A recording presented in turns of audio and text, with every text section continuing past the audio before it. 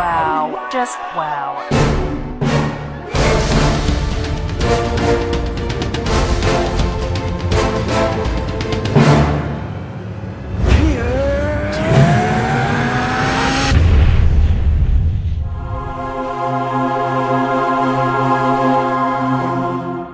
Hello Xbox owning humans and welcome to the Nexus.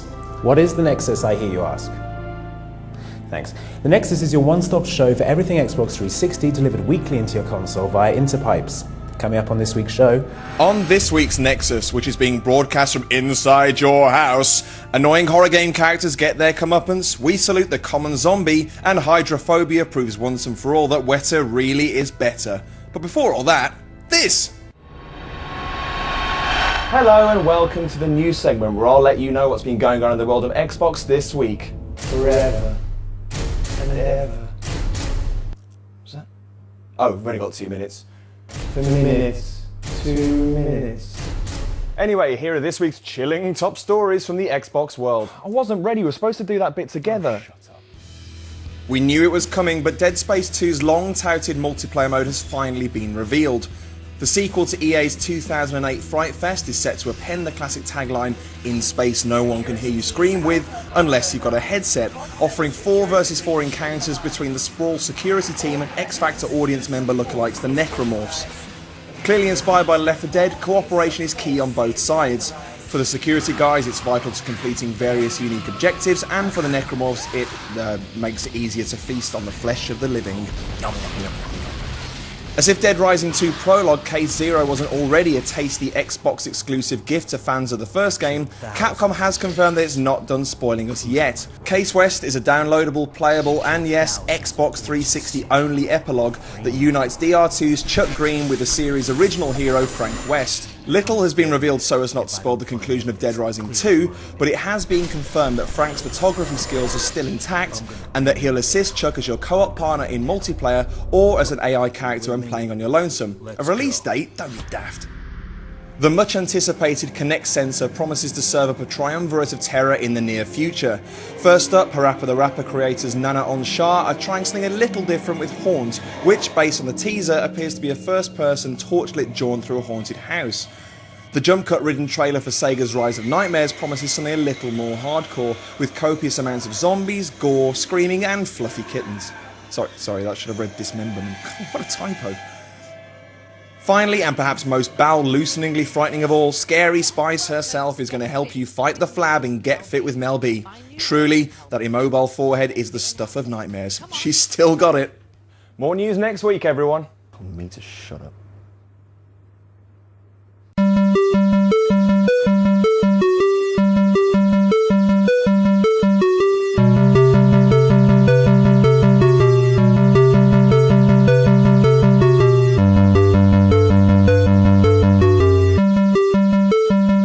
Hello there, I'm Edgar Wright and I have no strong feelings either way about the Nexus.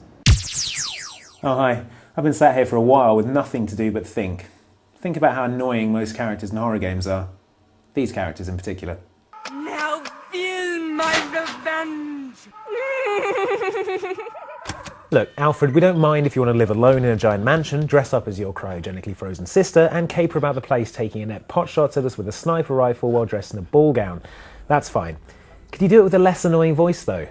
What? No!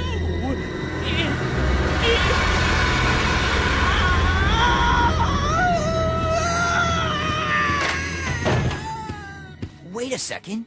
What just happened? Actually, now that I watch this again, Steve is worse. Much worse. Can we change it to Steve? Murder, mystery and mayhem. The game is about to begin. 7th Guest and 11th Hour were 90s FMV-based puzzle games that added a horror element to the template established by games like Return to Zork and Myst. They also added the character of Stauf, the world's most annoying man, who had apparently sold his soul to Satan in order that he might laugh at you when you took too long to solve a sliding block puzzle. If you only had a brain. You bloody do it then, Stauf! Okay, this garden is surrounded by Taken and we're down to our last few flares. There's a gas station about half a mile away and... What's that, Barry? Yes, yeah, we know you've got allergies. The important thing... Yes, there's a lot of dust and pollen around, but we need to... No, I don't have any snacks on me, Barry, why have you just gone through that gate and locked it behind you? What do you mean you lost the key? You just locked it. You know what? Never mind. I'll just join the Taken. See you later. You want me to do my imitation of Barry Wheeler? No? Thought so.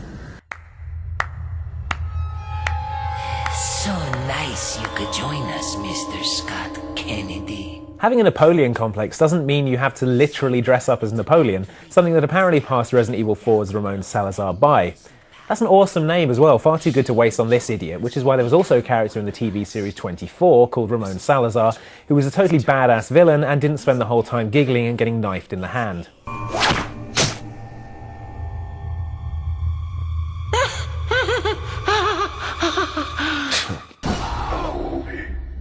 In the Saw movies, the Jigsaw Killer at least seems to have some sort of purpose. His victims are subjected to ironic punishments, like when the drug addict has to retrieve a key from a pit full of used syringes. Appropriate. Think about your crimes, etc. In the game, the Jigsaw Killer seems to have left all his attempts at ironic suitable punishments go out the window in favour of fuse puzzles. Maybe Detective Tapp was a terrible electrician before he became a cop and his faulty wiring led to some innocent deaths? If that's the case, the game isn't good enough to let us know. Also, that puppet on the bike is just rubbish. Look at it. It looks like a mime version of Richard O'Brien in the Rocky Horror Picture Show. Is anyone out there? Ah, there it is. Hey, boy. I used to dress like a hardcore punk rocker when I was in high school. Ah, this is gonna get bad. Zombies are corpses reanimated by dark magic or weird science or a comet or something that exists solely to feed on the living and turn them into zombies themselves, or ride motorbikes and fight sharks if you've got a bad enough DVD collection. The myth of the zombie originated in the spiritual belief system of voodoo, where they would be used as labourers by evil wizards. But it was through the medium of film that zombies began to gain significant cultural prominence, thanks to films like 1943's I Walked with a Zombie and George Romero's original Dead trilogy. However, arguably no medium has embraced zombies as wholeheartedly as video games. From the shambling, lab-coated undead of Resident Evil, to the jack-booted demons of Wolfenstein, right up to the sprinting ghouls of Left 4 Dead, zombies are the video game equivalent of bacon. They just make everything better. Reloading! Zombie gaming reached new heights in 2006 with Dead Rising, which works on the premise that if you fill a shopping mall with zombies and give the player a ridiculously diverse armory to chop them up with, and the option to wear hot pants and a horse's head while doing so, the most fun ever will ensue. And it almost did, the only drawbacks being a clunky save system and endless missions where you had to escort incredibly stupid NPCs. However, Dead Rising 2 looks set to fix these issues, as well as introduce even more elaborate ways of making sure those shambling jerks actually stay dead this time. Here's series producer and genuine reanimated corpse Keiji Inafune to tell us more about Capcom's new undead baby. Obviously, I do like George Romero's zombies, therefore my zombies never run. So that's the definition of the zombies. For me, zombies symbolizes the foolishness of the human beings. Therefore, one or two, you can just beat them very easily. However, if there are, hundreds and thousands of zombies coming about, you tend to get under the pressure. That's the sort of zombies that I would like to stick with. And then, my zombies are sort of homage to George Romero. And then, they shouldn't be intelligent either. Having said that, on the video game, I do like Left 4 Dead. They run, but as a shooting game, I enjoy it very much.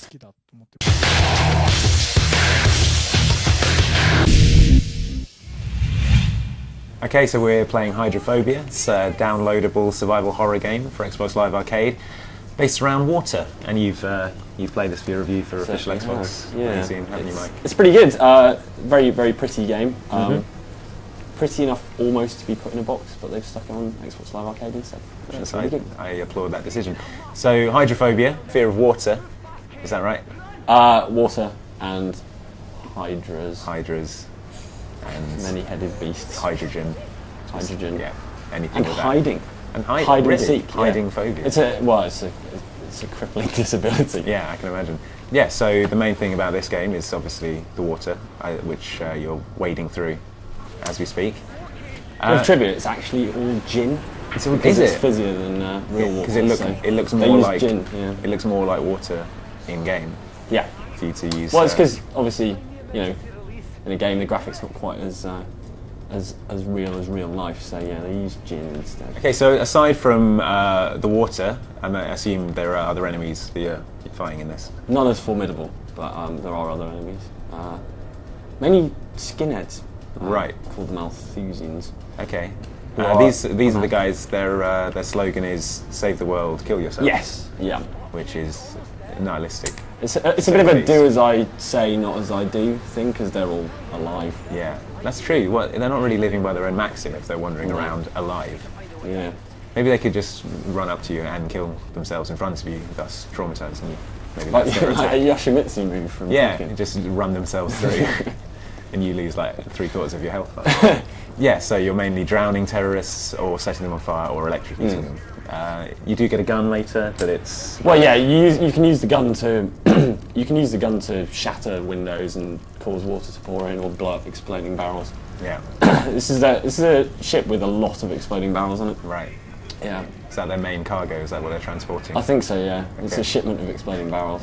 So I guess the reason this works is because the water physics are so good. So Yes. you can everything you imagine will happen actually does happen because this behaves like real water. Yeah, you can kind of apply logic to all of the battles, or just, I don't know, run around flailing and hope that everyone drowns. Yeah. Which does occasionally happen. If you can just wait for the ship to fill with water and everyone drowns and you win. Sadly not, no.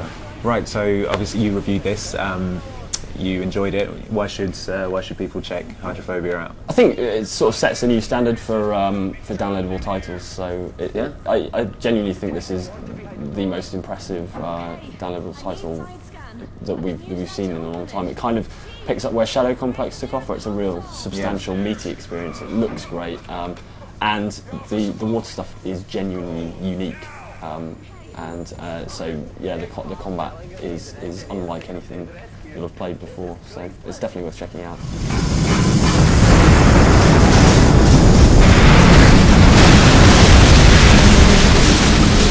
Well, that's it for this week's show, but we'll be back next week with more Nexusing, where the topic will be the future. So if you've got an idea for a top 5 list, a game series you want us to cover, or just want to get in touch at all, this haunted printer will let you know how.